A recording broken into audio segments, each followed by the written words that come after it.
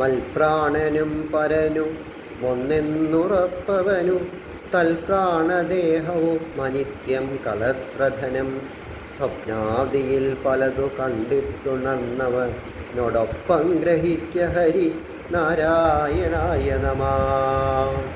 മൽപ്രാണന് എൻ്റെ പ്രാണനും അതിൽ എന്നിലുള്ള ജീവാത്മാവും പരന് പ്രപഞ്ചത്തിന് ആശ്രയമായിരിക്കുന്ന പരമാത്മാവും ഒന്നെന്ന് ഉറപ്പ് വന്ന ഒന്നു തന്നെയാണെന്ന് അനുഭവിക്കാൻ സാധിക്കണം. അങ്ങനെ കഴിയുന്ന ജ്ഞാനിക്ക് തൽ പ്രാണദേഹവും അദ്ദേഹത്തിൻ്റെ പ്രാണനും ശരീരവും കളത്രധനം കുടുംബവും സ്വത്തും അനിത്യമാണെന്ന് നശ്വരമാണെന്ന് അറിയാനിടവരുന്നു.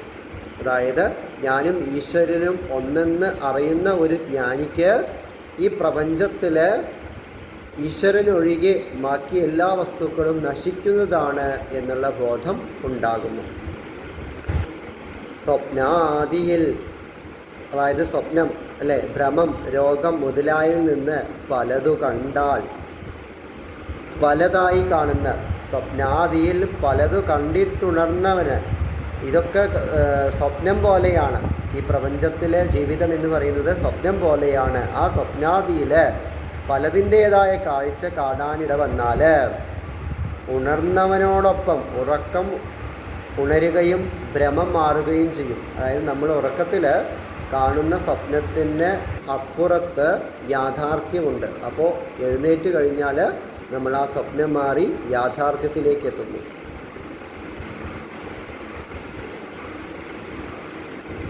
ഒപ്പം ഗ്രഹിക്കുക, അങ്ങനെ ആ ഉറക്കം ഉണർന്ന ആളാണ് ജ്ഞാനി.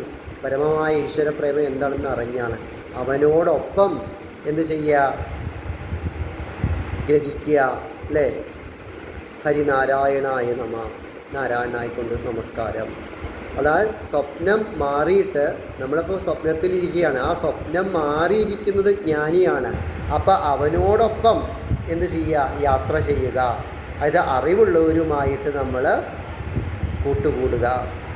അതായത് എന്താണ് പറയുന്നത്,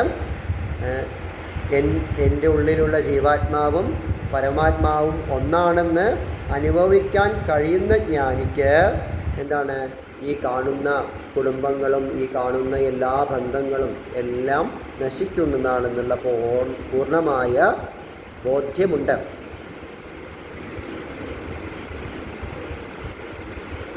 അങ്ങനെ സ്വപ്നം കണ്ട് ഉണർന്ന ജ്ഞാനിക്ക് എന്താണ്, ജ്ഞാനിയുടെ സ്ഥിതിയും അതുപോലെയാണെന്ന്.